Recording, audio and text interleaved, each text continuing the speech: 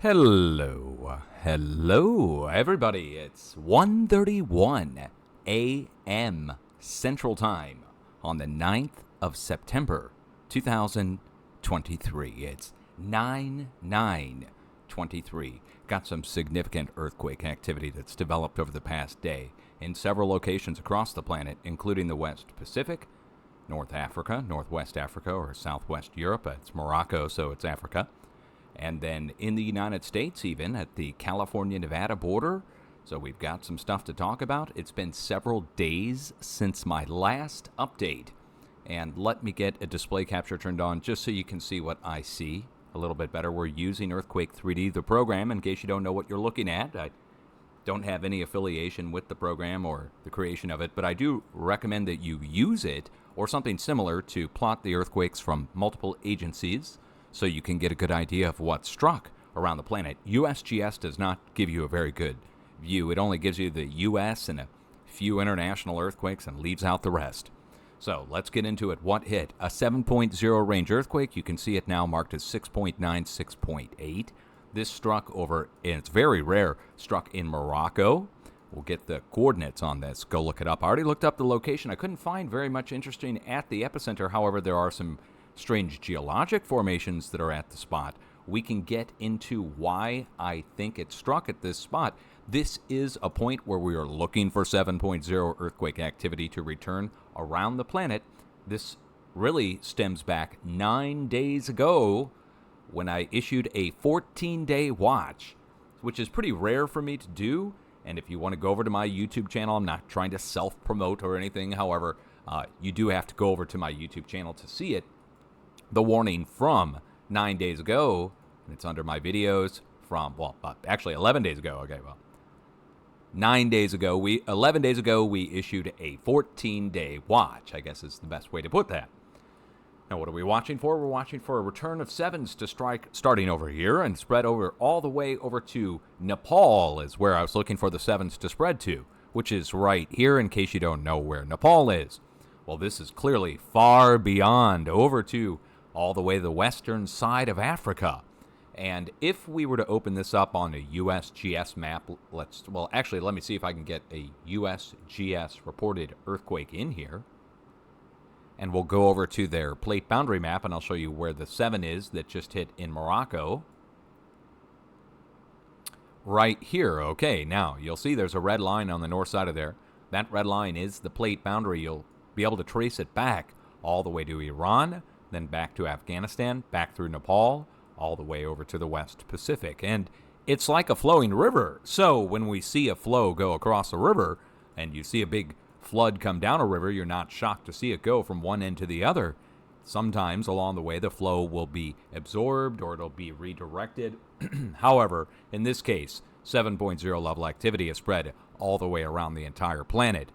Now, this is what we would call the antipode of a location, or the opposite side of something. We can go back around to the opposite side and look through the planet, and you'll be able to see the 6.9 on the opposite side of the planet now, and on the planet side closest to us is another 6.6 to 6.9 that struck a day ago. And if it sounds like I'm losing my voice, it's because I am. Let me clear my throat. This is the season for me to be a sneezing. Well, there's a few times per year that I'm going to be a sneezing, but this one especially. Oh, man. Rough. Anyway, not complaining, just letting you know if I sound a little rough, it's because I am a little rough. Now, hold on. Before I go any further, let me just stop right here and issue a huge apology to Eric and Bernie. Bernie from Crypto Alchemist, Eric from Disclosure TV. Look, we're talking about Antarctica and the discussion of Antarctica, and I missed out on it. I slept through our interview. I want to apologize, and I will put links down below to their channels so you guys can go over and check them out. Again, that being sidetracked, we're talking about antipodes or opposite sides of something. That takes us down here to the 2-letter X's at Point Nemo, just north of Antarctica. So that's why, again, I was reminded of Eric with Antarctica, because we are just north of there on the 2 X's, which go right back over here towards New Zealand. Now you'll see the southern fracture zone connects right down and goes into Antarctica, and then it goes back up here and it goes right into North New Zealand. Okay, Well, on the north side of there, this struck first, this 6.6 to 6.9. And it came in at 7.2 to begin with. Why does that matter? Because within the day, on the opposite side of the planet, we get another 7. And this is a somewhat standard occurrence. Big earthquake on one side of the planet, big earthquake on the other. And this has already been settled, or at least studied, when you search antipode earthquake. See if the studies come up. Let's see if this comes up. Here we go. Okay, Oregon State EDU. Researchers find that quakes can systematically trigger other ones on the opposite side of the planet. And what this really means is that there's a corresponding effect on both sides of the planet. Whether you think it's flat or round or a cube or a diamond, on the opposite side is the antipode. So what's happening here is within a day, and they found within 3 days, it happens, and it happens. They looked at 5,000 or more different 6.0 plus earthquakes back throughout history and compared them on one side of the planet to the other and found that in a majority of the time, I don't know what the percentage was, but they found it was a significant amount that this happens. So here we are today, and it happened again. So let's recap. First, a 6.6 to 6.9 strikes here, north of New Zealand. And where did it hit? It hit on the plate boundary here. Then, 24 hours later or less, on the opposite side of the planet, on the other plate boundary on the opposite side, another same-sized earthquake struck. And that's just the 2 big ones that have hit in the last day. Now, that's a pretty significant amount in its own right. It's the first large earthquake to strike in Morocco in I don't know how many years, but it's been a very long time. Here's the earthquake epicenter in Morocco. There is something next to it that I did find, but I can't say it's directly related to it. We have a big dam. Now, I don't know if they're doing hydroelectric in this dam. Well, there are power apparatus down at the bottom, or apparatuses. Is it apparati or apparatuses? Anyway, we've got a hydroelectric dam there just to the east of the big earthquake. And then over to the west, there's also another dam, but I don't know if it's hydroelectric. I don't see any hydroelectric station here at the base like on the other one. So this one's just a dam, and the other one's a dam with hydroelectric. So we have to make note of that because of the very low frequency aspect of the electricity in the plate. So there's a type of electricity, a wave that's going through the plate, as yet unidentified. We have not been able to identify this yet. However, I think it's very low frequency to ultra low frequency. It's power, it's going through the plate. And then on the surface, if humans are generating power, whether that's at nuclear power plants, hydroelectric, coal or gas-fired, or wind or solar, we tend to see earthquakes strike next to these locations. And I mean right next to them, and also along the transmission lines out and away from where they're generating the power. And that's because there's very low frequency in the plate down below, and there's very low frequency up in the power lines. Where the two cross, you get what's called a scalar. Where the scalar is where the two waves cross. Okay, anyway, I'm digressing. So a new earthquake, big earthquake, first one in many, many years for this location, struck right next to 2 dams, one's generating power. Now, I have not scoured the area to look for anything else. However, I will tell you there is something here worth mentioning. And to see it, though, we'd have to go a world away and add a whole continent in that's been broken apart and sunken. But if you added this part in, what you would get is a giant arrowhead shape on all of Africa that you see half of it's missing with a big crack through it. That's the Mid-Atlantic Ridge. I'll bring it back north, and we'll come back here on the northwest side where the earthquake struck. Okay, now why did I show that to you? Well, there's a defining line that goes right along here and connects back up and goes up into Europe of all places and makes a bend into here. And this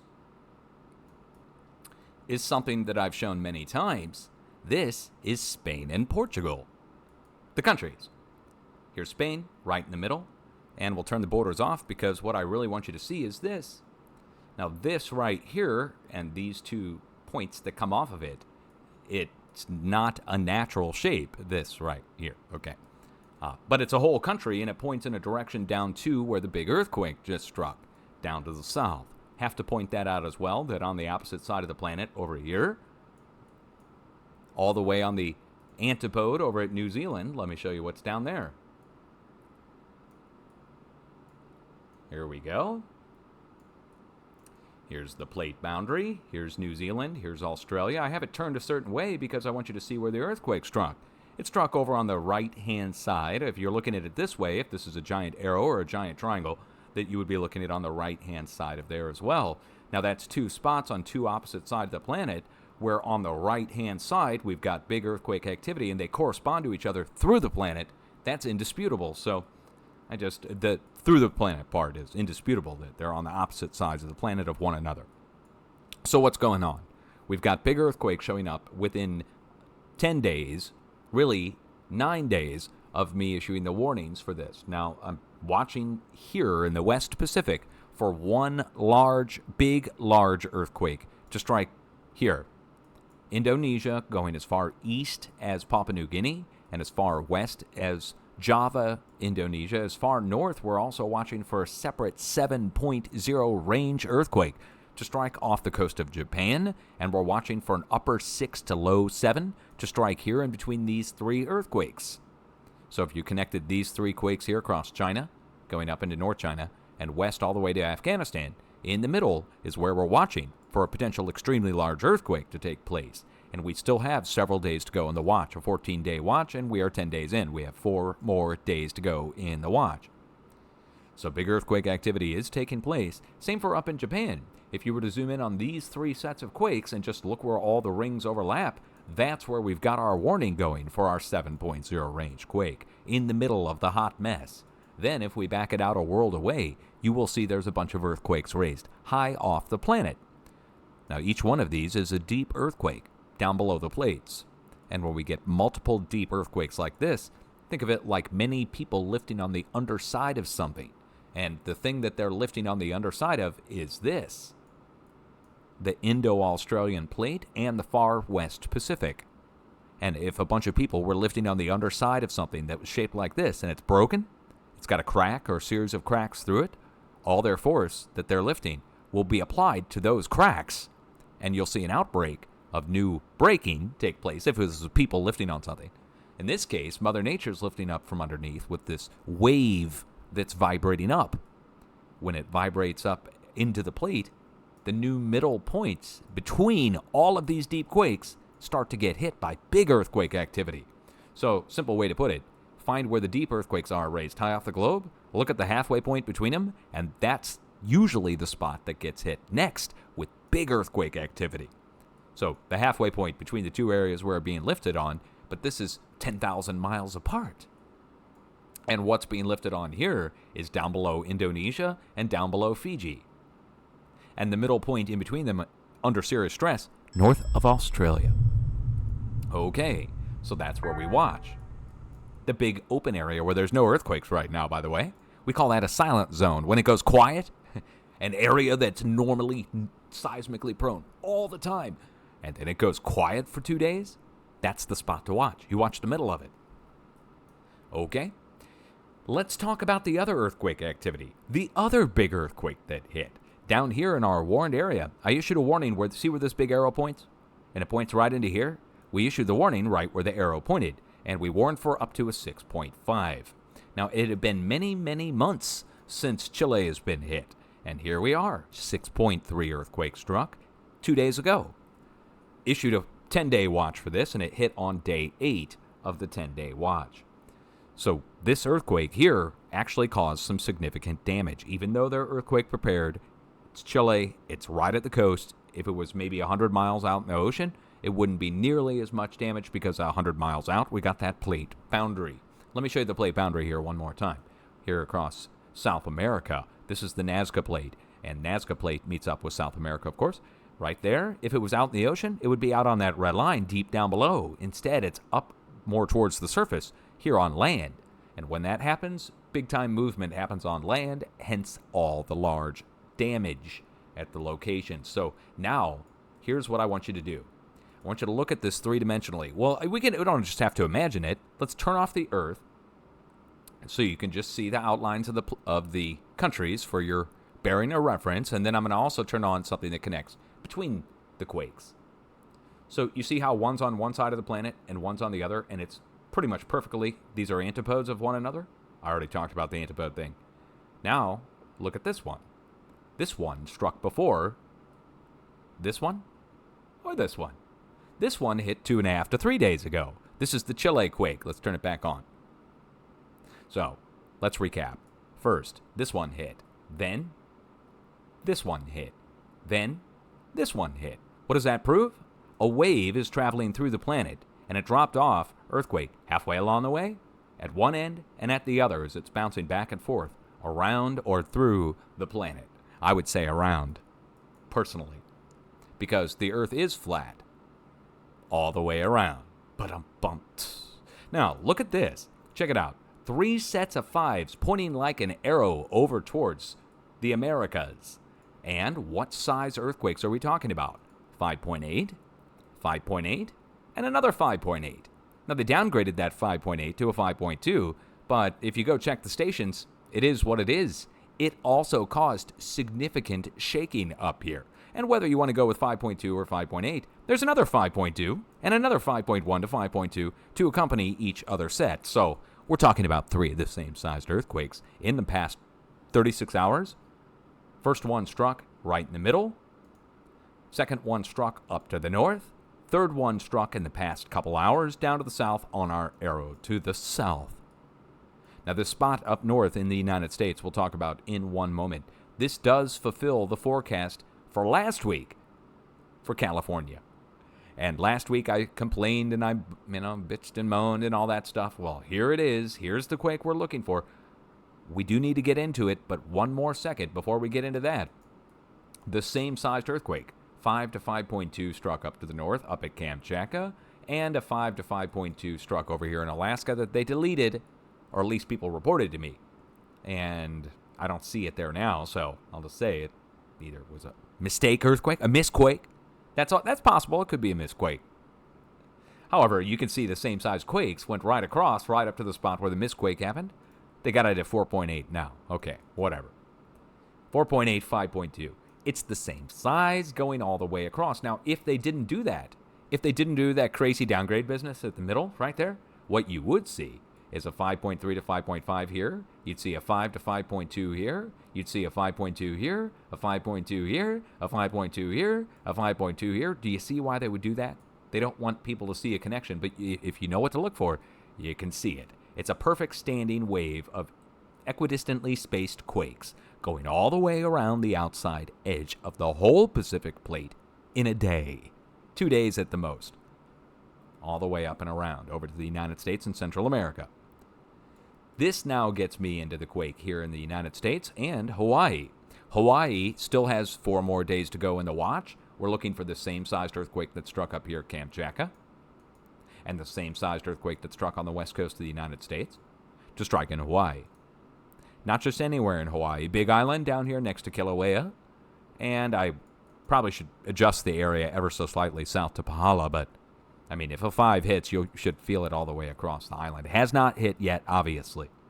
But everywhere else has. Take a look at it. Look at the last 48 hours worth of earthquakes. Let's get all the smaller ones out of there. Just look at 5.0 and greater. You should be able to see the cluster points. So, look at this. By the way, start of the week. Both letter X's hit. And the X's are termination points where we watch for energy to flow to. One's a 4.8 to 5.0, the other's a 5.2. Sound familiar? It's just like everywhere else. 4.8 to 5.2, 4.8 to 5.2, 4.8 to 5.2. It's an equal distribution of the same sized energy around the whole freaking planet. Oh, it's not possible. Oh, it's not possible, Dutch. Oh, I'm an egghead who said it couldn't happen. Well, I don't know what to tell you, man. Energy does dissipate, but this is apparently really powerful. It's going around the planet a few times before it does that. Elasticity still applies, but guess what? It's a lot of power, so it's going to take a long time, bro. Okay, all right. Let's get into the United States. I've been waiting for this. Been waiting for it. Been watching and waiting for this quake. They got it at 5.2. Wait, hold on. Is this right? The Australians have it at 5.2? Who's got it at 4.8? Oh, God. Please tell me it isn't the USGS doing the 4.84. No, that's Geophone Potsdam. Geophone Potsdam has 4.9. What does the USGS have? You kidding me, man? Hold on. It's getting weird. We got 4.9. They upgraded it to a 5. You saw it on the feed as 4.9. That's for all the normies out there. Norm and Normieville. But for us, well, it's a 5. And it says so on the USGS site, so you don't have to take my word for it. What is this, Reading Rainbow? Hey, remember what I told you about the power lines? The transmission lines? These aren't the power lines that just go to your house, guys. These are the huge towers that are transmitting very low frequency, 60 hertz, long distance with a lot of power. Anyway, you see the power line there. But I'm going to back this out ever so slightly. And you see this right here? And you see that right there? Those aren't burn areas, although the location is called Bernie, California. Wait, is that right? Is that Bernie, California? Wow. I was supposed to do he doesn't spell it this way. He spells it Bernie, but I was supposed to do an interview today with Bernie. Now we got an earthquake, the big earthquake, the 5, in Bernie, California. But at Bernie, California is this. This is a volcano. You see that? Let me turn on my volcano place marks. Get the name for it. Big Cave Crater. Let's read it. This is from the Smithsonian. The Big Cave Shield Volcano at the northern end of an area late quaternary volcanism. Wait, quaternary. I'll learn how to speak sooner or later. Volcanism extending north from Lassen Peak is a small basaltic shield with young pyroclastic cones at the summit. All right, that's a lava flow around there. Same with this, at the Cinder Buttes. All that's lava flow. Same with Saddle Mountain and Haney River and all the others. Every one of these is a lava flow. And let me turn off the place marks because there's so many. Once you get the idea of how many there are here, look at them. Look how many there are. These are all lava flows, not spots where there were wildfires. It's just because I get people that always try to deny or something. It's so weird. People try to deny everything, you know? Anyway, these are all lava flows, every single one of them. And it just goes on and on and on. All this is northeast California going into southern Oregon. All this is volcanoes, okay? Huge volcanic field. And then you have Lassen Peak and the other big stratovolcanoes that kind of go around the outside edge of the area. And those are like there, for instance. Snow-capped peaks. Otherwise, they're all lava flows. Why does it matter if we get a 5.0 earthquake next to a set of power lines going right over an old volcano? Well, like I told you, there's a very low frequency or ultra low frequency electrical wave passing through the plates. And as that wave is passing through the plates, it goes into the plate. And if that electrical wave is passing through an area where there's a volcano and there's a fracture point in that plate, for some reason, it seeks out those spots. And I say for some reason because I do not have an explanation for why the electrical induced wave is seeking out drill points, fracture points in the plate, other than they could be spots where electromagnetism is released as well. Could be. Like a fracture in a plasma globe releasing some gas and that there's a weak point for the plasma to come out. Anyway, there's our large earthquake. Now, let's go in and look around the area even further. So let's just search the coordinates again. There's Bernie, California. And you'll notice that a lot of the power lines come together and cross right next to. Do you see that? They all come together right there. I wonder if we have a street level view of where they all come together. I bet that's an impressive sight.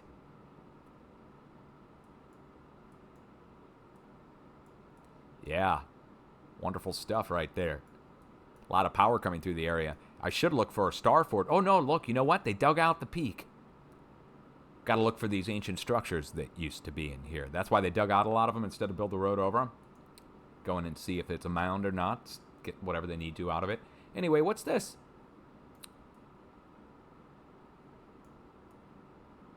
That's really interesting. I wonder what that is. You know what it looks like? Looks like a big antenna, but I'm not saying that's what it is. I'm just saying that's what it looks like. I wonder. No street level view. Interesting. No pictures, no street level view. Hidden back behind a set of extremely powerful high voltage power lines. I'm wondering, shaped like a certain, shaped literally, this is in the shape of an antenna, guys, in case you didn't know. This is your standard TV antenna shape. Oh wow, it's got power lines going along it. Look at that. All the way around it. Well maintained. Must be an RV park, right, guys? Yeah, that's the ticket. RV park, Dutch. In the shape of an antenna, next to high voltage power lines. Nothing go wrong there. Is there anything else there nearby? Hold on. Since we're getting way off track here, I just want to see if there's anything else here worth mentioning. Oh, there is. Hold on. Let me turn the Earth this way, and you're going to see something that I've talked about in other videos that's just phenomenal. So, here is a certain shape. My viewers might recognize it if they look closely. It's a 5-sided shape. 1, 2, 3, 4, 5. And on the back side is the Grand Canyon. Out here in the middle, very tip of it, is Edwards Air Force Base. Now, that one, what we would call a star fort shape, is 300-something miles long, and it's got military bases built into the tip of it. So, it's not like the military built this. This was already there. Now, there's another one next to it. It's a little harder to see. It's in the desert. It makes up a good part of Nevada and eastern California, and it points like a giant arrow right in here in between Lake Tahoe and Pyramid Lake. And right here next to it is this. Or right at the tip of it. All these are underground bunkers. The bunkers are used for storing ammunition. This is the U.S. military, U.S. Army Sierra Ammo Depot. Anyway, you'll see that this kind of comes up and makes a point right here. You see that? So this comes up and makes a point right at the tip of where the earthquake has struck, where they've got this weird antenna-shaped campground, if you want to call it that, which I'm not going to call that a campground. I don't know what that is. House sites. Okay. Now, are there any other earthquakes worth mentioning? Well, let's look at the last 6 days worth of earthquakes, 7 days, going across the United States. And I want you to look at something and just take a look and tell me if you see anything. This is 7 days worth of earthquakes. First of all, it's hard to see the United States. Let's get the bigger earthquakes on here first. There's the 5. Then there's our 3s. Then there's our 2s. There's our 1s. There's our 0s. And what you should be able to see is that we've got a big ring of earthquakes out on the West Coast. And then it goes over to Wyoming, where it focuses in on Yellowstone. You see that? Northwest Wyoming. It points in like an arrow to our big arrow. And as if the earthquakes are following the arrows, they go down to the south and make a bend. Go back up to Oklahoma, where we have one lone quake in the middle of the plate in South Nebraska next to the radar station. Then, over to the east, I'll look that up if you need me to prove that to you. Then we go across the New Madrid seismic zone and we make a hard bend up the east coast. Now, this is the edge of the North American craton. The earthquakes are taking a path following this craton edge. Compare the craton diagram to the earthquakes for the last 6 days. It's a perfect match. Builds up in the northwest, goes down across Colorado, down through Texas, makes a bend and goes up the east coast. This is a huge thing. This proves that there's something going around the edge of the plate, dropping off quakes along the way. This proves there's a separate force causing earthquakes. Not just tension. It's some kind of force that's traveling across areas and we can watch it. We can watch it day by day, spread from region to region. And we can see the magnitudes that are associated with that. So we can get an idea, like a flowing river, of what's coming across. So it's 3s going across now with a 5 back behind it now. Think of this like a flood. If there were 3s already going across a river and the river's flooding with or flowing pretty well with 3s, and then you introduce a huge deluge upstream, you would watch downstream for a rise in the river. The same thing goes for the magnitudes. As we increase the power coming in from the northwest, we go across that craton, we go down to the south by southeast and back up to the northeast. This means Southern California as well as Texas, Oklahoma, as well as over on the East Coast, are all going to get smacked around in the next several days by multiple significant sized earthquakes. Now, there's many times when earthquakes strike over on the East Coast and the professionals go into hide it mode. They hide the earthquakes because of property value and a bunch of other crap, insurance. They'll deny the earthquakes and call them other things. And if there's anything else that happens, explosions, mystery booms and rumbles, bridge collapses, pipeline ruptures, all that kind of stuff, they blame it on everything except for what it could be. Because professionals said, everything I'm telling you right now, can't happen. That the plate can't shift all at once in the course of a couple days. That they say one earthquake is not related to the other at all. I say all of these earthquakes are related to one another, as there's a wave that's going across the edge of the craton, dropping off the earthquakes along the way. And that's why you're getting the same size quakes as up here in Yellowstone, as down here in Texas, as over here in the Midwest, as across the Midwest, as over to the East Coast. It goes from 2.3 to 2.3 to 2.3 to 2.3 to 2.2. That's not much loss of energy. But it's proof that there's a flow of 2.3s going across the whole freaking plate. And that means there's a wave going across the plate that's dropping off those 2.3s. And the wave is equal to 2.3. Right? And if the wave is equal to 2.3 and it's going across the whole plate, then something greater than 2.3 had to displace the whole plate. Some greater energy. And guess what happened last week? That 5 hit below the radar station as California had the hurricane coming over it. Yeah, the radar station in Southern California got a 5.0 earthquake below it as the eye of the hurricane was passing over the radar station. Directly. They didn't talk about it on the news. You know why? They said none of this means anything and none of it's related to anything, and they don't want the normies who watch TV to know that a radar station can induce an earthquake below it as the storm's going above it. Because normies freak out on every little thing and big thing that happens. They can't handle anything. So they need to be told on TV what to think. And that's why they watch it, even when you tell them not to. Now, let's go over and watch Southern California for a new 5 to break out right up rear ends of everybody in San Diego.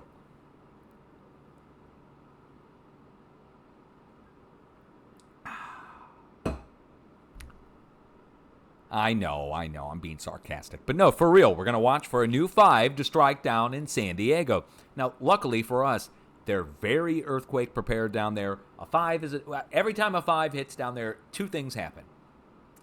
People on TV freak out, dive under their desk, and tell everybody to freak out. Everybody else just dust a little bit of dust off their shoulders, and they say, we're earthquake prepared, that's nothing.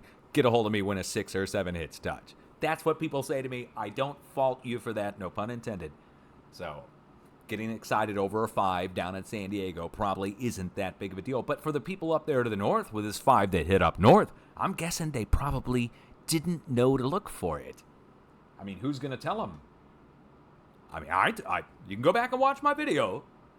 We're warning for this a week ago. But who's going to tell them? Nobody. Nobody's going to call everybody in California or put it on TV or even tell them to watch out for a 5. So a bunch of stuff probably just got likely broken in people's houses. People weren't prepared. They were probably caught off guard when the 5 hit. I'm not going to sit here and be like, I told you so, but I did tell you guys to watch for the 5 in Northern California at the border. Now, it doesn't, again, I know who's going to pat me on the back and have some big award for telling you guys, right? Okay, anyway. Is there anything else worth mentioning? Let's go look up all the smaller earthquakes. Sometimes we find stuff. Sometimes, when I start looking up earthquakes, I end up stopping looking up earthquakes based upon what I find. Now, here's something very interesting. I can't pronounce it properly. I couldn't pronounce it when I drove through, and I surely am not going to be able to do it now, but Cle Elum, at Cle Elum, it's probably French or something. Anyway, I drove through here taking radiation readings. Back in 2011, I drove up to Forks, Washington, right on the coast. And I drove from Missouri all the way across. to take radiation readings after Fukushima because I did not trust what the government was reporting. Now, you see this right here. There's a big set of power lines again right there. Yeah, that's pretty interesting. I wonder if there's anything else here nearby worth mentioning. You know, if I didn't... Oh, man, I think it's nearby, but where's Oso, Washington?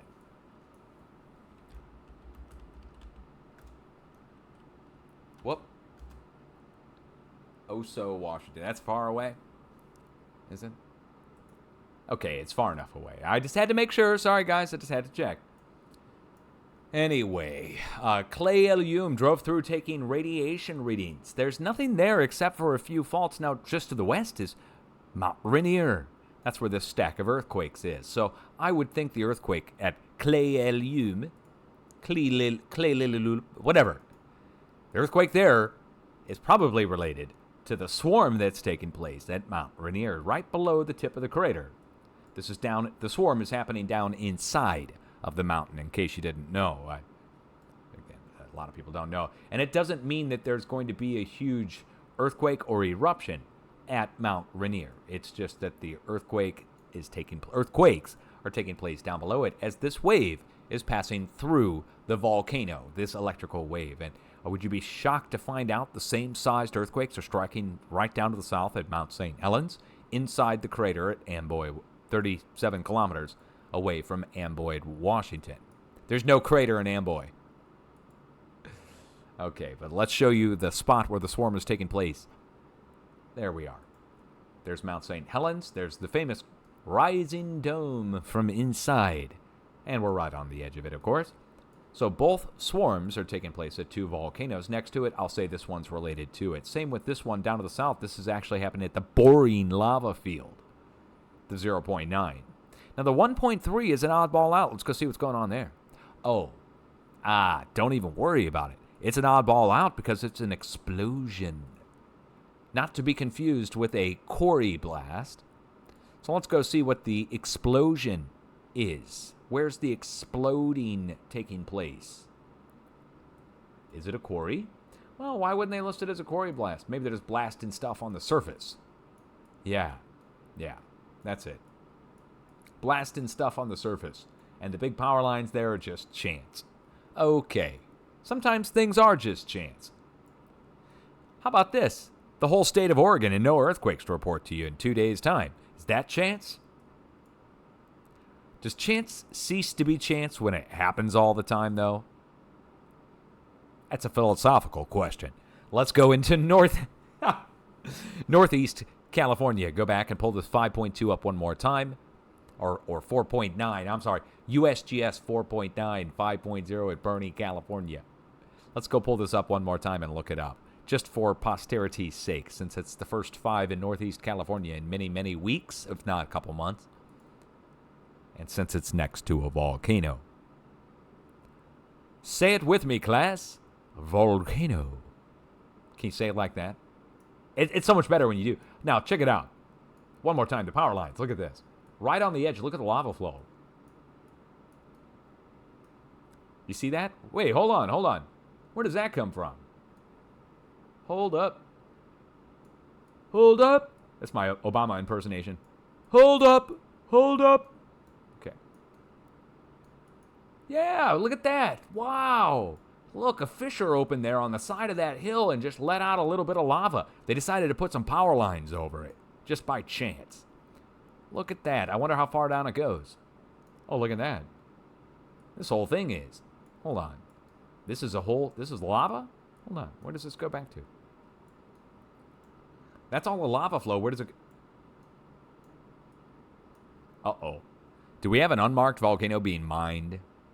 No, they've got it marked. Brush Mountain Volcano. Wow, there's no info on it. You can see the red and black cinders of whatever they're probably getting gold out of here when they do. Oh, there's no, I'm sorry. Yeah, there's no golden volcanoes here. Volcanoes don't put off gold. No. If that's, I can hear a million people now. Dutch, if that's the case, what's this? What's this place over here in California? at Pisgah Crater. What are they mining there? Oh, well, the gold deposits there are from another... The gold deposits there aren't from volcanoes, you see.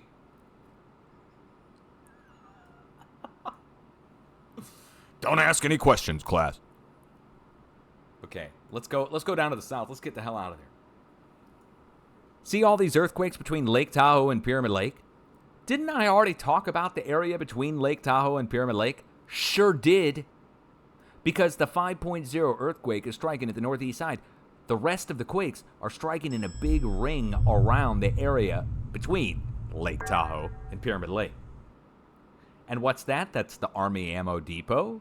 This is also an ancient supervolcano caldera or blast site at the tip of the pyramid, if you want to talk about that. That this was blown out a long time ago and left two basins on either side. And this is a giant oval shape that is lined with its own volcanoes. It gets hit with earthquakes around the outside edge, and fires break out around the outside edge of this thing. So here is an ancient supervolcano that professionals have missed. This is not documented, what I'm showing you here. This giant oval shape with two basins on either side, two geothermal fields on either side, lined with volcanoes, hit with earthquakes around the whole thing, around it, like a ring, and all the professionals have missed that it's a ancient giant caldera, twice the size of Long Valley. Let me show you Long Valley. Here's Long Valley, right here. That's the known supervolcano. 1,000 cubic kilometers of melt down below it. It's lined with volcanoes, gets hit with earthquakes around it, yada yada. But up here on the north side, did I just yada yada? Oh, dude. For real? Ha! Ha ha!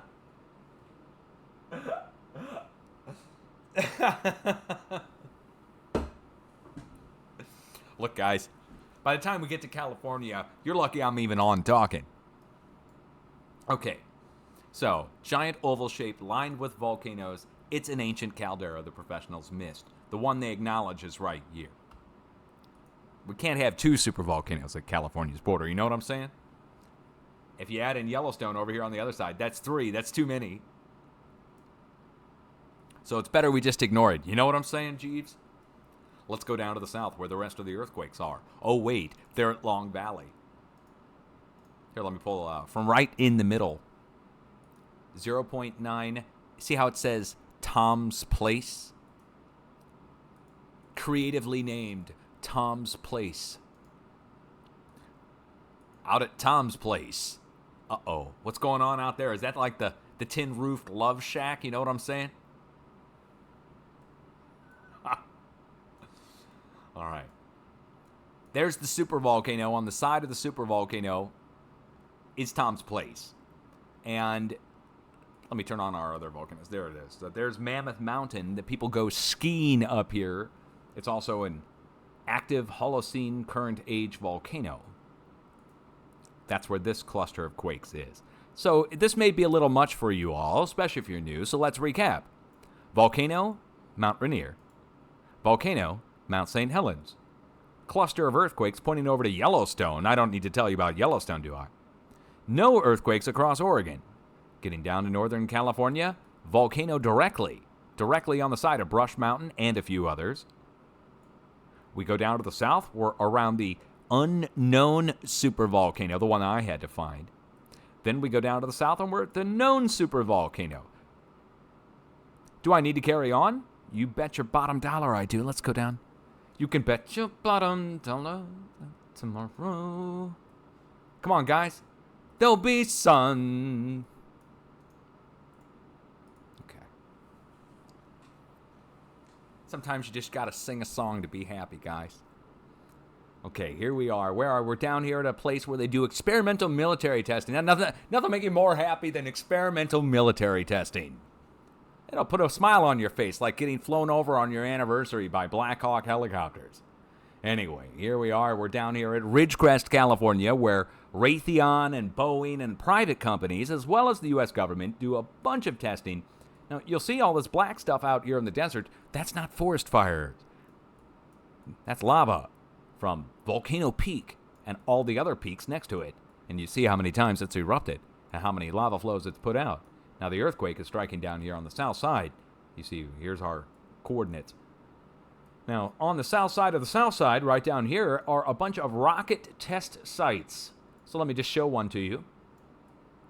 What they'll do, I don't know who, but someone will bring a rocket out in here and put it into this bunker. And then they'll blast out the backside, and they'll test it, let it run for God knows how long. See if the thrusters work, burn out or explode or whatever. Anyway, that's where it is. Now, we also have a huge radar facility out here. And I don't know what else is out here. There's probably some other weird stuff like this. What do you think that is?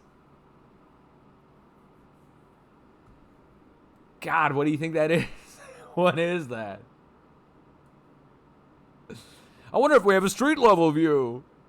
Dirt. All right. So, what's going on there? Let's recap. We go from volcano to volcano to volcano to volcano to volcano because that's really what we're at. Even though there's military facilities there, these are all down in the plate. Now we're going to leave there and we're going to jump over to the east. See these 3 sets of earthquakes in South Nevada? Alamo, Nevada. Yeah. Well, there's something here nearby too, guys. It's getting monotonous, but it is what it is. Let's go from Ridgecrest. What are we going to now? Check this out. Oh, it's a mountain range. There's nothing there nearby at all. Well, see this basin right here? See this white sand? See how that looks like a pentagon? See how that's 5-sided? 1, 2, 3, 4, 5, right? Okay. Anyway, this place here is called Area 51. You may have never heard of it before, so let me just tell you about it. It's a giant base with... Now, right next to Area 51 are all these craters. It's from where all the UFOs crashed. Now, all those craters are from where we did underground nuclear, quote-unquote, tests. Tests. I'm doing bunny ears when I'm saying the word test. Can you tell? We did nuclear tests. What if there was something buried in the ground here that we were destroying, and they built Area 51 next to here because of what's in the ground here? What if there's something weird down in the ground there? Let's go over to the east, over into Utah, and look at this 0.0 earthquake. Actually, it's a negative 0.2. It's a negative earthquake. Now, the question you might be asking yourself is, how can there be a negative earthquake? Is it sucking in energy somehow? Is it it's not emitting energy, it's not emitting a vibration, it's taking it in. I wonder what's there. I wonder what's at the location. I don't know what that is. What are those? What are those? Those? Okay, first of all, nobody's going to even get that joke. That's a Jake Paul joke. Dude, I should just stop. This is a geothermal plant, guys. They're generating electricity using steam taken from the ground because the ground is hot. Because right next to here is unmarked Crater Knoll. There's no Smithsonian on this, but Crater Knoll is an old volcano. And on the side of the old unmarked volcano, you got a geothermal drill point. On the south side, you got a basalt feature, and on the north side, up here, you've got a marked volcano called Mineral Mountains Cove Fort. Now, check this out. This is the funniest thing in the world. I'm going to back this out, and you should be able to see all these, what look like scrape marks? This is not from satellite flyovers. Let me zoom in and prove that to you.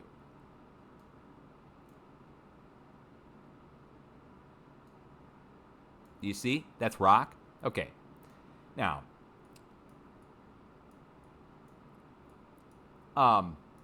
these are not from satellite flyovers. Okay. Now, we're told that farmers got out here and scraped out everywhere to prevent erosion.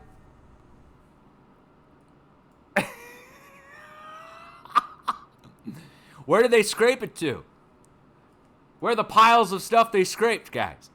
Look, that's a bullshit story. Sorry, I hate to use that, but see, what it really is, guys, is there was an ancient civilization that was here before the United States that was extremely advanced.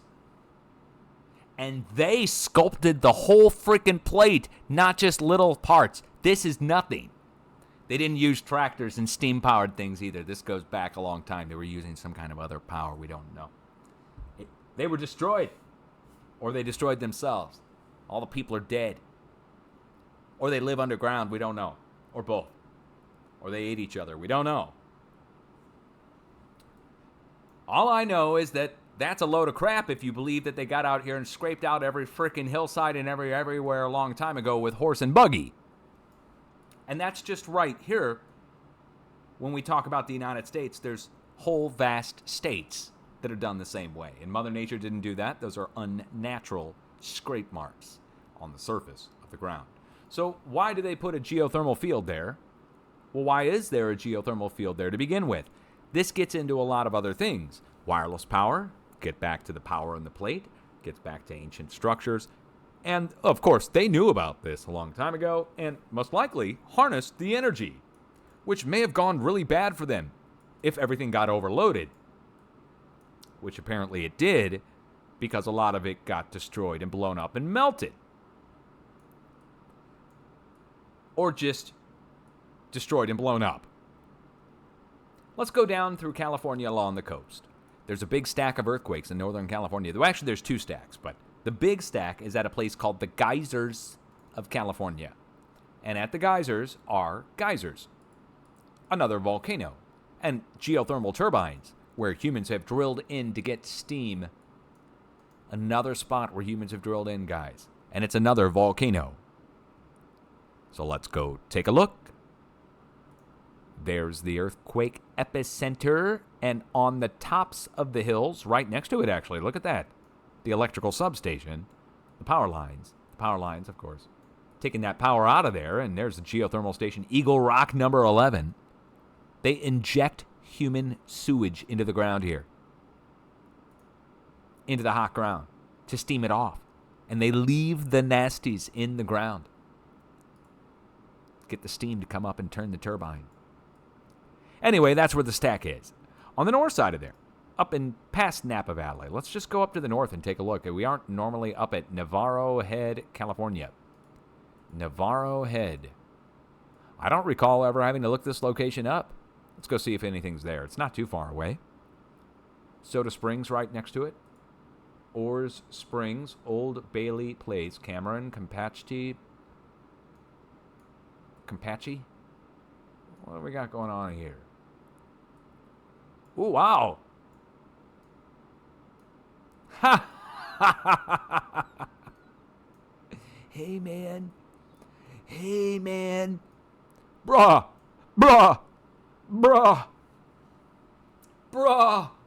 Got the Humboldt going up there. Hey, I got some seeds for sale, guys.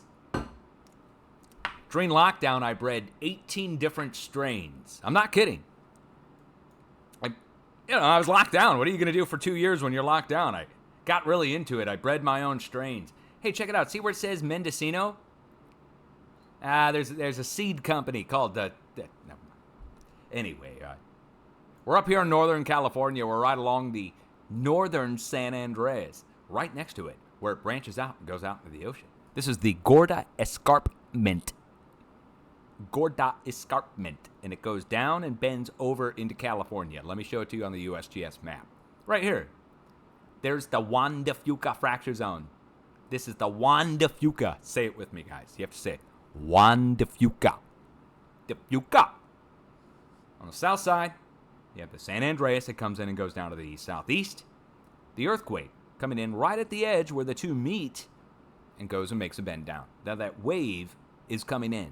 The wave comes in and goes down along California's coast, following the San Andreas. The wave comes in from the northwest, goes out over to Yellowstone, and goes down to Texas. The wave, electrical wave, comes in from the northwest, goes down California-Nevada's border at all those volcanoes I showed you, down to the nuke sites. Then jumps over to,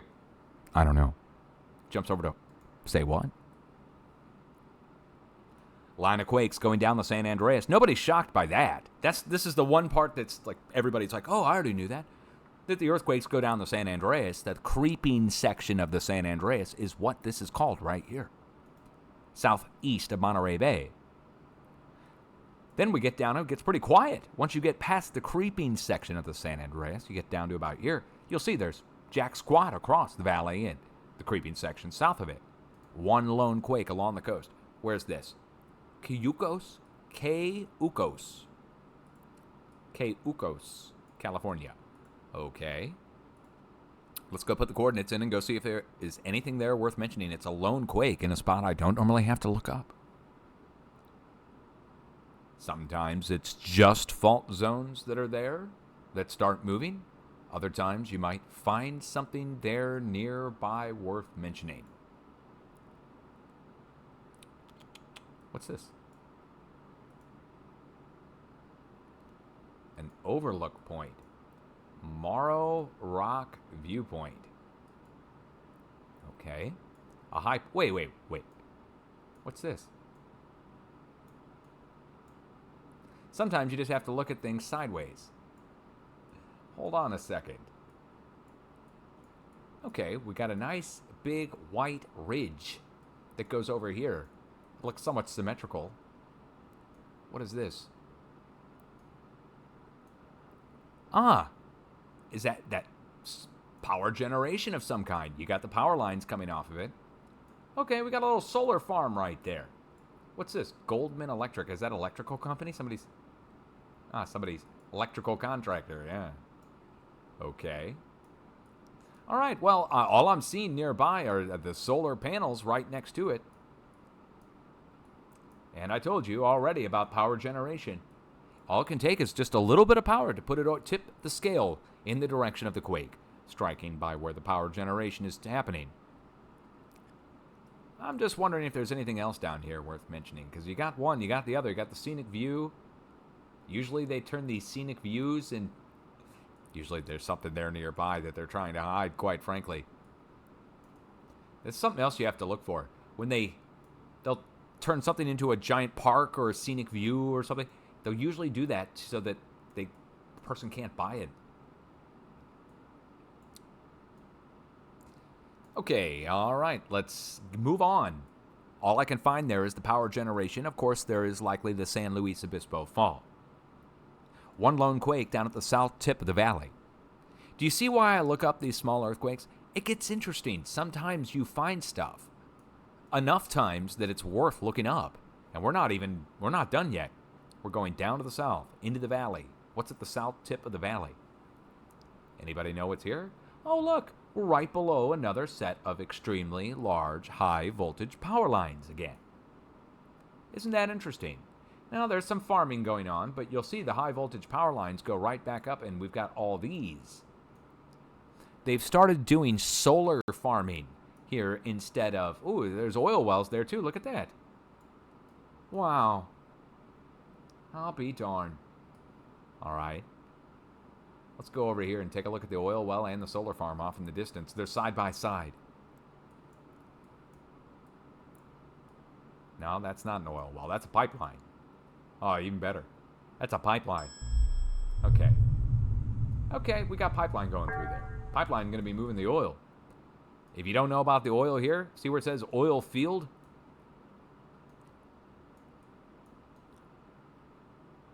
There we go. That's just one of hundreds that are there in that patch that goes through the farmer's field and goes over to this, where all of these are oil wells.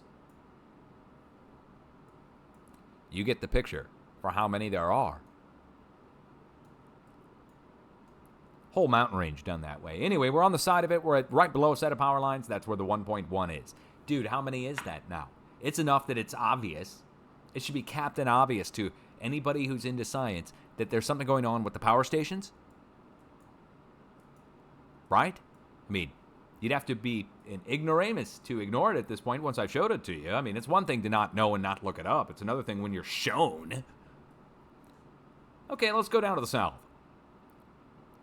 Fraser Park, coming off the tip of this arrow-like shape, which I already showed you one. There's 3 sets of quakes north of LA one out here right along the coast. So I want to go look up north of LA and just see what's there. We're going to pull the earthquake from in the middle. It's at Ojai, California. It's right next to where the Big 5 hit and the radar station is. So let's just go take a look. Ojai, California. There we go. Here's our earthquake epicenter. And, well, I'll be darned, look what's right next to us. An oil pumping operation. See those two wells right there? And they go all over the hillside here. But I also find it very interesting that right next to where the oil pumping operation is, we have our NEXRAD radar station. Wait. Hold on. Where's the NEXRAD radar station? Make a liar out of me, right? Okay, well, anyway, it doesn't matter. We're not talking about the NEXRAD radar now. It's next to it. It's not by it. I don't have it marked, so I'm not going to be finding it right now. Damn it. It's somewhere right in here. Okay, anyway, I'm so retentive that I'll spend the rest of this update looking for it. Anyway, oil pumping operation along that hill. The 3 earthquakes, one on either side and the one in the middle I just looked up, all 3 are directly at that oil pumping operation. Once you get up here to Frazier Park, well, let me show you. Right here. See where it says Gorman, California?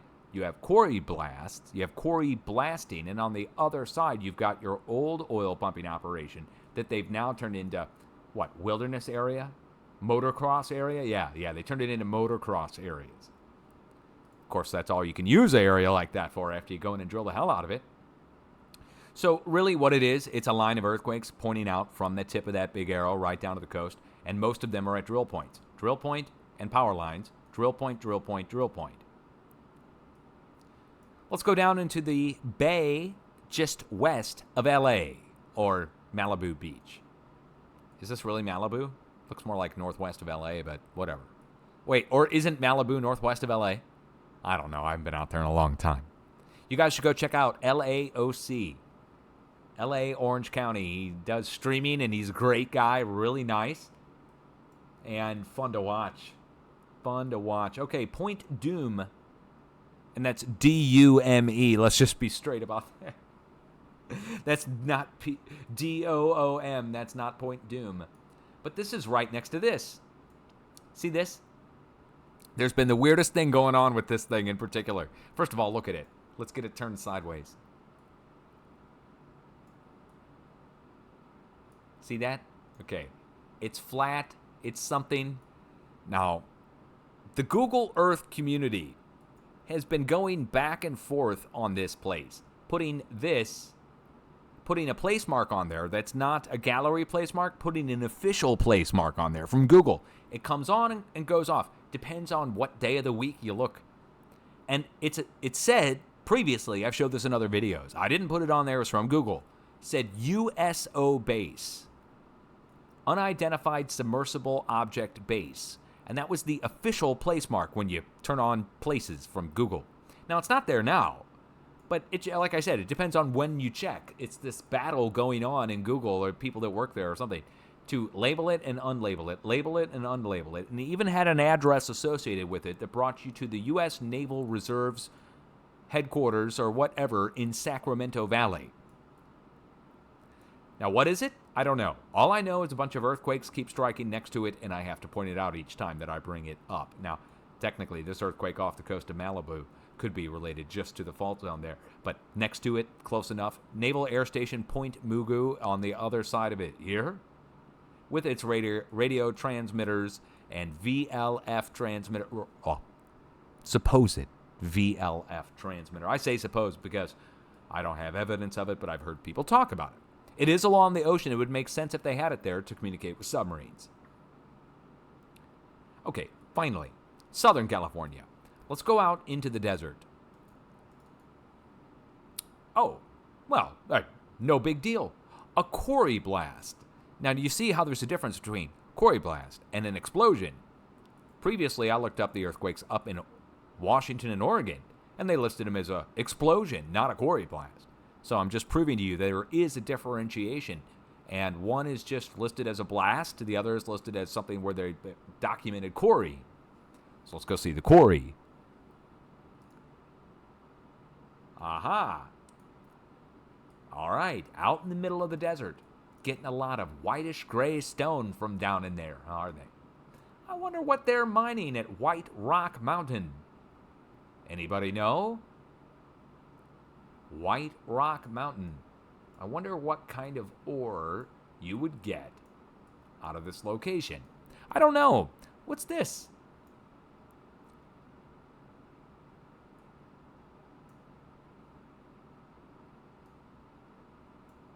Interesting. Wait, now hold on. The Black Mountain plant. What? Wait. Oh, wait. Something doesn't make sense here. Now I want to know what they're mining. Don't you? Don't tell me it's cement.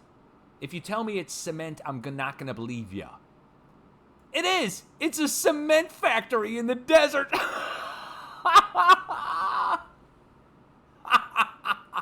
Hey, Normie. Hey, can I just call you Norm? Can we just call you Norm for short? What's the female version of Normie, in case you're... Normette. A limestone quarry. Dirt. Yeah. Go limestone quarry. What do we got? A freaking star fort out here? That's totally what they're getting. Oh wait, it is. Hold on. Let's turn this back the way it should be viewed and show the real thing about this location, and then we'll shut up after this. Okay, one more time.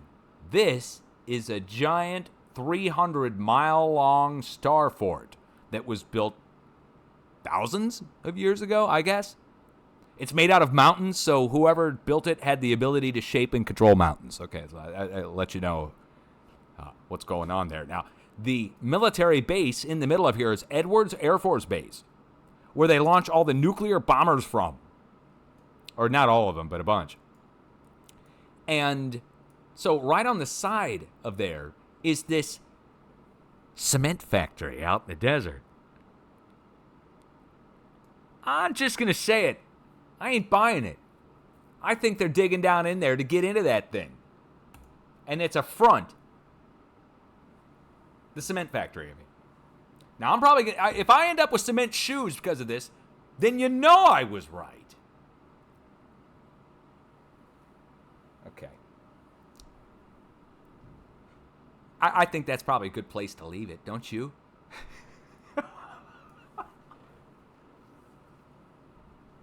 I think that's a good place to leave it.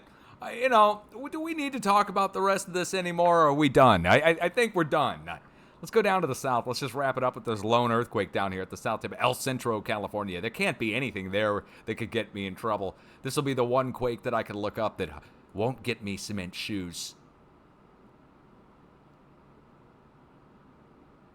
Oh, never mind. All right. We got a water treatment plant. How do you like that?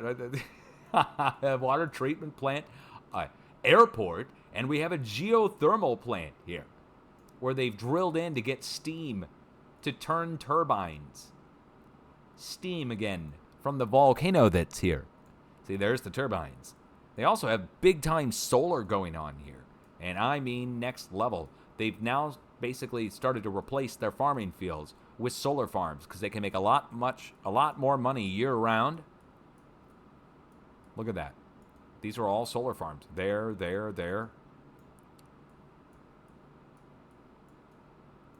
The amount of electricity being produced here is insane.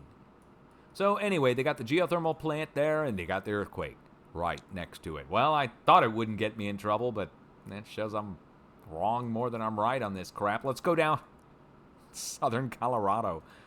There can't be anything in southern Colorado that'll get me in trouble. At Stonewall Gap.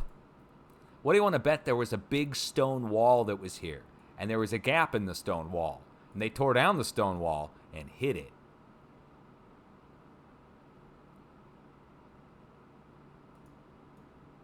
What do you want to bet? There was a giant What do you want to bet there is a giant oil and gas pumping operation where they've come in and drilled and dug out all the spots all the way around every few hundred feet apart, and that's what we're looking at here where the earthquake epicenter is. Oil and gas again, fracking. And look at all the different spots that they've drilled. Every single one of these little white pads on the ground is a different drill point. I guess it's just chance they're drilling right along where they had the old stone wall. Those busy farmers out there scraping their fields to make sure that they don't get any erosion. Oh, scraping the mountains, I mean. Scraping the mountains. We're really concerned about the erosion on top of that mountain. What we need to do is get up there with our horse-drawn carriages and spend 50 years scraping it and then stop. Now let's go down into Texas and go look up the largest earthquake of the bunch. A 3.2 at a place called Midland, Texas. Isn't there a president from Midland? Isn't that where Bush is from? Dude, this update is just... All right. Okay, what do we have here? Looks like we're going down in Midland, Texas. What is this place? What are those? Look at that. It's another drill point. This is fracking again. Do we have a street level? Sure do. Let's go see what it looks like at a street level down in Midland. I'm going to look across this field and see if we see a bunch of oil wells. Yeah, look. There it is. There's the jack and the tanks and the pumps. Nothing says boating more than Midland, Texas. You know, nothing says I want to get in the water more than this right here. Oklahoma is more the same. No matter which one of these quakes, if I were to look up any one of these 4 earthquakes in Oklahoma, every single one is directly next to a drill point. How do I know? I've already looked them all up. But I'll look them up again if you need me to. We'll just pull one from in the middle. You guys are welcome to go fact check me on this if you need to. You can go look them up. You can get the information from the USGS by just going to their site. Searching the quakes for today. 0.0 and greater, and look them up. Pull the coordinates, put them in on Google Earth. You will find what I am looking at right here. All right, so what's right here? Now that looks more like for farming right there. In particular, that to me looks like it's for farming. I might be wrong. Didn't I say there was drill points here? Oh, yeah, right there. Now the black ones, a little different than the gray ones, are a little different than the green ones, and I think the color coding on the tanks dictates what they're doing with them, but anyway, there we go. You see the protective burn built around each set of tanks. And we go down the road, and they just set them out in the field. Some of them have a jack or a pump to create pressure. Other times they'll drill down at an angle. So, yeah. And, oh, by the way, the newer drill points all look like this. By state law, you do a new drill point. Look, they got the team of people out there, but they have to do a huge square pad so they can identify them easily from flying over. So you can tell the difference between the new ones that are all the little square pads like this versus the older ones like the one I just showed you down here that's out in the field and kind of hard to see, right? I mean, you can barely even see it, right? Anyway, okay. All right, that's Oklahoma. So Texas drill points, Oklahoma drill points, Southern Colorado drill points. Jeez. Oh, and California. Now let's go into Arkansas. Arkansas. What is in Arkansas? Let's go look. Come on, guys. Let's go look together. What are those? Well, unfortunately, it's a bunch more drill points. See the tanks and the pumps and the jacks and the pipelines?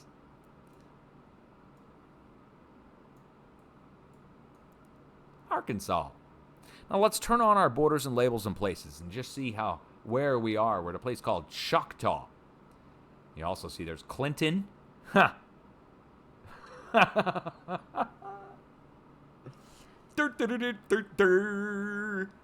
All right, anyway, there we are. Drilling. And all of those little square pads that I'm showing you here, every one of those is a different drill point. So it's majorly drilled. All right, now, down to the south. See where it says Greenbrier and Conway? This is where I got my start on YouTube. In 2010, a bunch of animals, birds and fish, tens of thousands of both, died around here at BB Greenbrier, Arkansas. BB Greenbrier. I don't know exactly where BB is in here, but there's Greenbrier. And it was tens of thousands of birds that fell out of the sky and exploded. Their bodies were exploded from the inside. They said this happened on New Year's Eve, and they blamed it on fireworks. Now, it happened again after that, so they can't blame it on New Year's Eve fireworks. And it wasn't New Year's Eve fireworks that caused the damage to the fish. Something happened down here, and I started to document the earthquakes that were taking place here. And back in 2010 and 2011, the imagery was not this clear. I think I might even be able to get that imagery on screen here. This is what I had in 2010. Or no, I had 2009 imagery in 2010. So I'd zoom in, and you see how it's grainy? See how you can't see the oil wells that are there? Even though they're there. They're there. They're there. You see them? I'm going to bring it back current. Watch. See? Okay. Now, I would make videos back in 2010 and 2011 and show the earthquakes at these locations. And I got publicly attacked by professionals and a bunch of other people who said that there was no drilling going on at the location. No relation between earthquakes and drill points, between fracking and earthquakes, between oil drill points and earthquakes. And they said, if drill points caused earthquakes, why don't we see them reported over in Saudi Arabia? They said. I had to tell them about how the USGS doesn't report under certain magnitudes in other countries and keeps them woefully ignorant, and they would have to go check the Saudi Arabian site in Arabic to go see the quakes because they're being deliberately hidden because the USGS doesn't report them. That's why you're not seeing a bunch of small earthquakes reported over in Saudi Arabia. Okay, so what happened after that? All those small earthquakes led to a big earthquake, 5.0, biggest in state history. After those earthquakes hit, the 5 in Arkansas, the 5 in Oklahoma, the 5 in Texas, and the 5 in Kansas, after those 4 different 5s hit, then the professionals changed their tone. And they then came in, and to avert any possible legal ramifications, they started blaming wastewater disposal wells on old wells that nobody owns anymore, so there's nobody to sue. You know what I mean? So they then, the professionals, came in and said wastewater disposal wells can lead to large earthquakes up to 5.0 and greater. Now, I'm here to tell you it's not just wastewater disposal. It's fracking, oil, gas, geothermal, and any other dry exploratory drill point that exists in an area where there's a wave coming through. So how about that, man? Denying the freaking earthquakes because the imagery didn't show it, or denying that there were drill points there. And they called me a tree-hugging conspiracy theorist for saying that they were related. Then when they updated the imagery, and you could see the pipelines on the ground and see the shadows of the jacks at the pumps, all the professionals changed their tone and shut up and went away and pretended that they knew the whole time. And here we are today. Let's go across the New Madrid seismic zone. I'm going to take you over into a town called New Madrid, Missouri. It's not to be confused with Madrid, Spain. New Madrid, Missouri is the spot where the big earthquake hit in 1811. The biggest in state history, or actually in the United States history. Okay, so here's the town of New Madrid. Now, I want to draw your attention to something right here on the south side of town. Right down here. I'm going to come down the road a little bit, I think. Let's see. Do we need to go a little bit further? Ah, okay. So, creatively named, we have magnitude 7 metals right next to it. But what I want to draw your attention to is what's right next to the town of New Madrid, which, let me back this out. There we are. Here's Missouri again, just as a point of reference, New Madrid. Now, just a few miles north of town is Sikeston, and this. These are foothills. Do you see? So these are not, this is not, there's a train, and then here's our hill and mountain to let you know how big this is. This is 6 miles by 9 miles. This. Now, that's the same shape as the one I showed you out in California that's 300 miles long. 6 miles by 9. Perfect. Now, that is on the side of the New Madrid seismic zone. And that goes across the old river that was here. Now, there's another one further up to the north that's actually documented. This one here. And on the other, Fort Kaskaskia, or Kiskaki? Kaskaskia, I'm sorry. Fort Kaskaskia used to be built across the river. We're told that the French built this. The French said that the Spanish built it, and the Spanish and French said that the English built it. Nobody knows who built it, but it's from a long time ago, and it goes across the river. Now, why am I taking the time to show all that to you?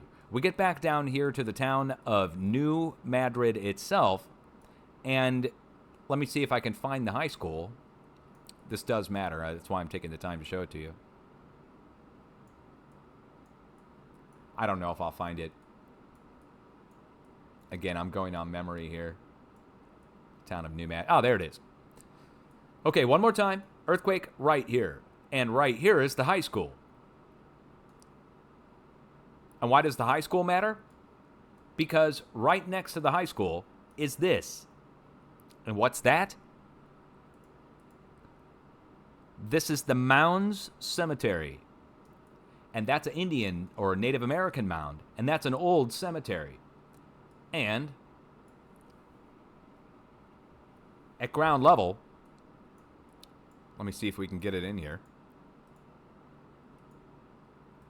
There's the mound. Over there. You see it? It's huge. The high school's built next to it. The triangular-shaped, 3-sided high school. Oh, okay. Now, how did I find the mound there? Well, an earthquake struck below it. Well, right across the road. Beneath the road, an earthquake struck, which then drew my eye to the area. I zoomed in and saw the high school, and I saw the name on Mound Cemetery, and I saw the Native American Indian mound there, and I saw that it was in a certain shape. That, to me, is something we cannot ignore. We should not ignore. And if you do ignore it, you're being ignorant. You're ignoring something on purpose that you should not ignore. Now, why? Why do we need to pay attention to it? For the same reason that earthquakes are striking below power lines, nuclear power plants, wind generation stations, solar power, and everything else. Because the Native American mounds are not for burial. There are skeletons in them. And calcium, along with cinder or carbon, as well as a conch shell placed in the middle of most. If you don't know about the conch shell and the tone that the conch shell generates, the amount of hertz, that we're talking about the same thing that wireless power would generate, hertz-wise. But conch shells are audible. Why place a conch shell at the center of an Indian mound? Well, wireless power. For the same reason that the king wore the conch shell over the front of their forehead where their third eye is. It ain't chance. And the earthquakes aren't chance either. And no one's going to convince me that I'm wrong on that. So don't even try. Let's go over to the east and wrap this whole update up at Cumberland, Kentucky, and see if there's anything worth mentioning at the surface, because this earthquake is a surface earthquake. Surface earthquake in Kentucky. What's going on over to the east? Let's go see. Surface quake up in the mountains, I see. Oh, wait. Wow. Wait, is that an explosion? No. No, they don't have it listed as an explosion. I wonder why. Look at this.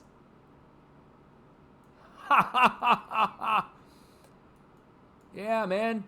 We need to get in there and scrape that out. Get in there quick. Oh, my God. Okay, all right. Yeah, nothing to hide there. Hey, do you see where they came in, and you see where the farmers came in and out of extreme care, out of extreme care, they came in before and did it all before there and there and every mountain that exists all the way across the entire area. Because the farmers care, man. You know what I'm saying? They care a lot. We care a lot. And on that note, do you have an earthquake plan? Because I care. I care if you have a plan. I care if you survive. I don't know about them, but, dude, I'm here to tell you right now, you need to have an earthquake plan. Nobody's going to hold your hand and make you do it either. You need to do it on your own. Be self-sufficient, stocked up. Don't rely on anybody. Certainly don't rely on the government or anybody else to come save your ass.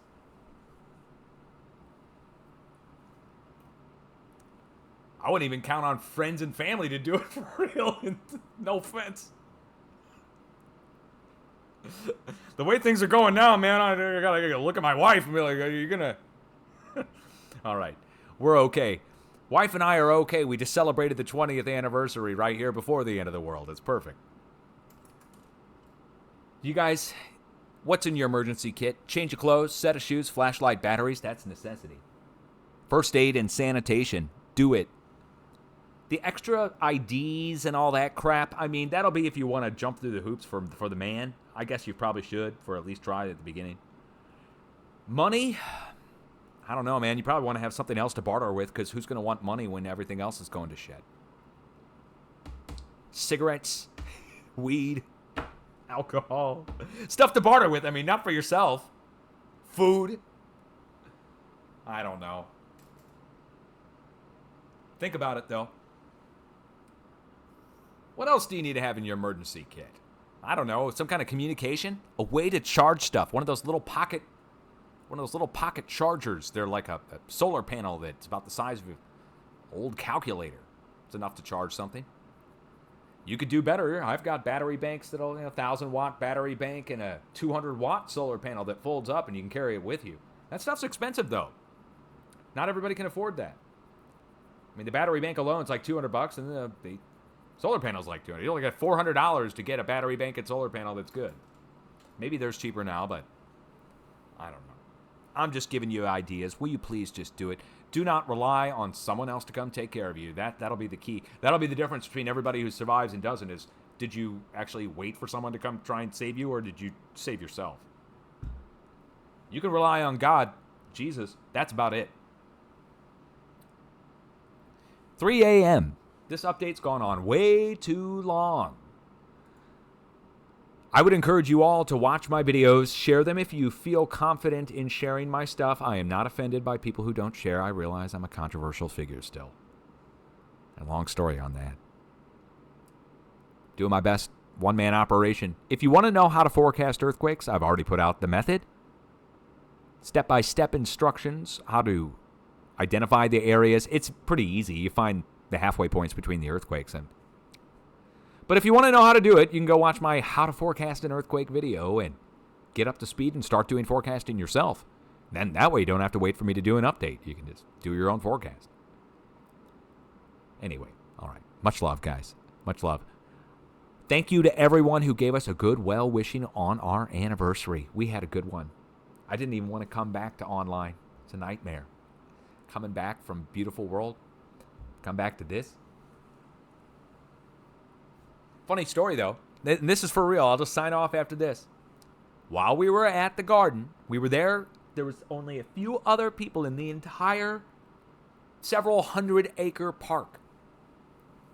And Duchess and I are there. And out of nowhere, 3 Black Hawk helicopters flew directly over us. Now, you might not think that means anything.